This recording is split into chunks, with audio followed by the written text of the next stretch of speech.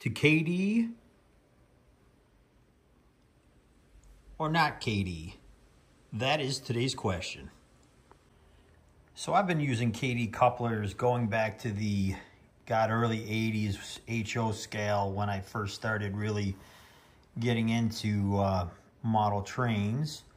But here in the O scale world, I've been used to, or we're all used to, really that lobster claw style coupler that comes with all the rolling stock and engines that we have. And they're fine, they're functional, they work for the most part, but they don't look scale. I think the gap between the two here, the gap is way too big. The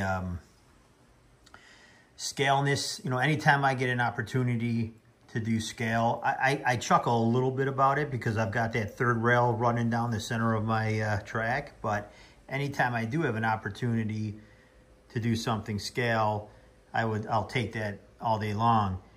Now, Kadee couplers, it's not necessarily for everyone. I guess it really depends on the radius that you're running on your layout.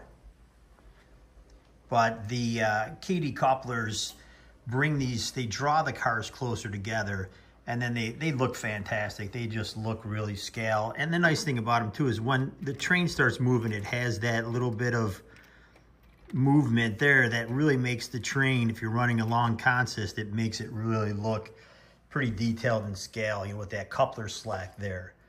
But as I mentioned, the radius that you have on your layout may not be the type of layout that's going to allow you to run these cars that close together.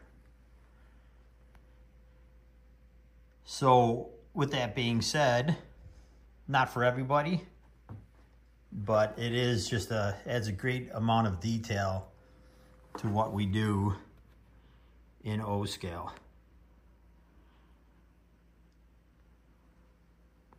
So these are some of the coupler part numbers that I use. They're all different types of shanks, whether they're short, medium, some are long.